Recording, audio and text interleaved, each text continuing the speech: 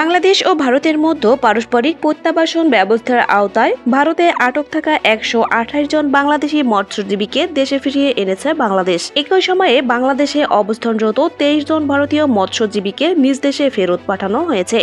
বৃহস্পতিবার এক সংবাদ বিজ্ঞপ্তিতে এ তথ্য জানিয়েছে পররাষ্ট্র মন্ত্রণালয়। বঙ্গোপসাগরে বাংলাদেশ ও ভারতের আন্তর্জাতিক সমুদ্র সীমারেখায় বাংলাদেশ কোস্টগার্ড ও ভারতীয় কোস্টগার্ডের মধ্যে এর প্রত্যাবাসন কার্যক্রম সম্পন্ন হয় বলে জানানো হয়। এ সময় ভারতের হেফাজত থাকা বাংলাদেশের মালিকানাধীন 5টি ফিশিং বোট সহ 128 জন বাংলাদেশি মৎস্যজীবীকে গ্রহণ করে বাংলাদেশ কোস্টগার্ড। একই সঙ্গে বাংলাদেশের হেফাজতে থাকা ভারতের মালিকানাধীন 2টি ফিশিং বোট সহ 23 জন ভারতীয় মৎস্যজীবীকে ভারতীয় কোস্টগার্ডের কাছে হস্তান্তর করা হয়। এই প্রত্যাবাসন কার্যক্রম সফলভাবে সম্পন্ন করতে পররাষ্ট্র মন্ত্রণালয়, স্বরাষ্ট্র মন্ত্রণালয়, বাংলাদেশ কোস্টগার্ড, মৎস্য ও প্রাণী সম্পদ মন্ত্রণালয়, নৌ পরিবহন মন্ত্রণালয়, Border Guard Bangladesh, BGB Bangladesh, police, স্থানীয় প্রশাসন সহ সংশ্লিষ্ট অন্যান্য সংস্থা সমন্বিতভাবে কাজ করেছে। এদিকে শেরপুরে সহিংসতায় জামাতে ইসলামীর এক নেতার মৃত্যুতে গভীর উদ্বেগ প্রকাশ করেছে অন্তর্বর্তীকালীন সরকার।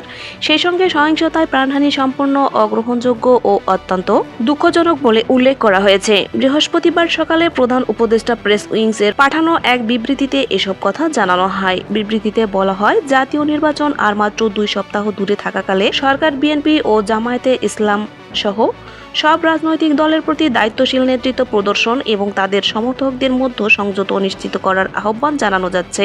গণতান্ত্রিক প্রক্রিয়ার সহিংসতা, ভয়ভীতি প্রদর্শন ও প্রাণহানির কোনো স্থান নেই। শেরপুরে সংঘর্ষ ও হত্যাকাণ্ডের ঘটনায় পুলিশ তদন্ত শুরু করেছে। এই ঘটনার সঙ্গে জড়িত সবাইকে আইনের আওতায় আনা হবে। একই সঙ্গে জেলার সার্বিক নিরাপত্তা জোরদার করা হবে। এতে আরও বলা হয়, সব রাজনৈতিক দল, নেতা ও নির্বাচনী প্রচারণায় যুক্ত সবার প্রতি শান্তি বজায় রাখা, আইনের শাসনের প্রতি শ্রদ্ধা প্রদর্শন এবং শান্তিপূর্ণ ও গঠনমূলক উপায়ে ভোটারদের সঙ্গে সম্পৃক্ত হওয়ার আহ্বান জানানো হচ্ছে। শৃঙ্খলা ও গণতান্ত্রিক আচরণের উপরই জাতির ভবিষ্যৎ নির্ভরশীল। অন্তর্বর্তীকালীন সরকার একটি শান্তিপূর্ণ, অবাধ ও সুষ্ঠু নির্বাচন নিশ্চিত করতে প্রতিশ্রুতিবদ্ধ বলেও বিবৃতিতে উল্লেখ করা হয়।